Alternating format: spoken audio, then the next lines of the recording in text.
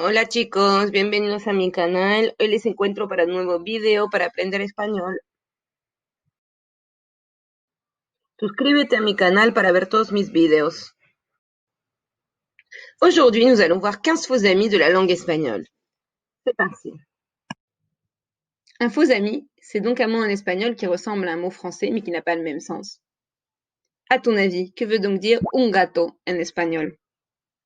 Ça ne veut pas dire un gâteau, puisqu'un gâteau c'est dit un pastel.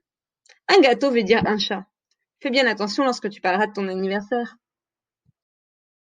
Devine maintenant le sens de ce deuxième faux ami. Una mancha.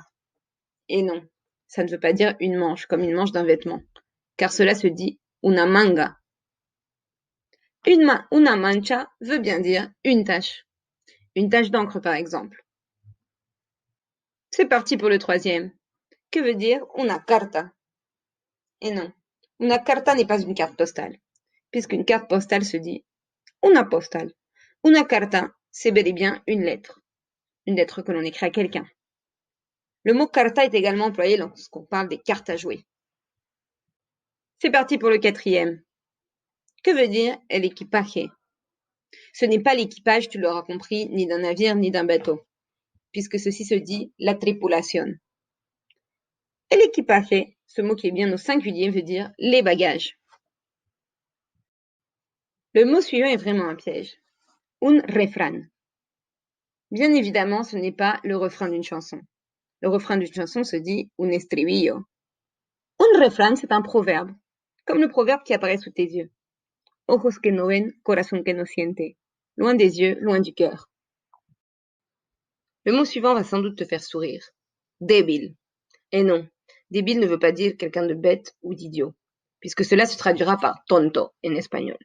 Débile, c'est l'adjectif faible, pour parler de quelqu'un, une personne qui est faible. Attention, si tu parles de la batterie, on emploiera l'adjectif bajo ou baja. Parlons toujours des personnes avec cette expression estar enfermo. Tu l'auras compris, ça ne veut pas dire être enfermé, puisque cela se dit estar encerrado. Estar enfermo veut dire être malade. Restons dans le domaine du médical pour le mot suivant. Estar constipado. Et non, cela ne signifie pas que tu vas passer du temps sur les toilettes, car cela se dit estar estreñido. En espagnol, estar constipado veut simplement dire être enrhumé. Le piège de la 9e expression peut causer bien des quiproquos si on ne connaît pas le sens. Estar embarazada. Et non, ça ne veut pas dire quelqu'un qui est embarrassé ou gêné, car cela se dira estar incómodo o incómoda. Estar embarazada en espagnol, c'est être enceinte, attendre un bébé. Pour le 10e, voilà un faux ami que tu connais peut-être déjà, le verbe entender. En effet, entender en espagnol ne veut pas dire entendre, puisque cela se dit oír. Entender en espagnol veut dire comprendre. Il y a un synonyme, c'est le verbe comprender. Toujours dans la catégorie des verbes, salir est un faux ami. Salir, en effet, ne veut pas dire salir ou se salir, puisque on va traduire ce verbe par le verbe manchar. Rappelez-vous qu'une tâche se dit una mancha. Salir en espagnol veut dire sortir. Ce 12e faux ami est toujours un verbe, le verbe subir, qui ne veut pas dire subir une opération ou subir une douleur, puisqu'on dira sufrir en espagnol. Subir veut dire monter. Subir las escaleras, par exemple, monter les escaliers. Subir al metro, monter dans le métro. Il est encore facile de se tromper sur ce verbe, discutir, qui ne veut pas dire discuter. On traduira discuter par charlar ou encore hablar. Discutir en espagnol veut bel et bien dire se disputer. Pour le verbe restar, qu'on ne peut pas traduire par rester, qu'il faudra traduire quedarse, c'est dans les mathématiques qu'il faut chercher le sens. Le verbe restar veut dire soustraire.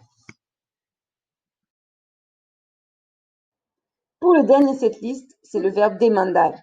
Demandar en espagnol ne veut pas dire poser une question ou demander quelque chose à quelqu'un. Demandar en espagnol veut dire poursuivre en justice.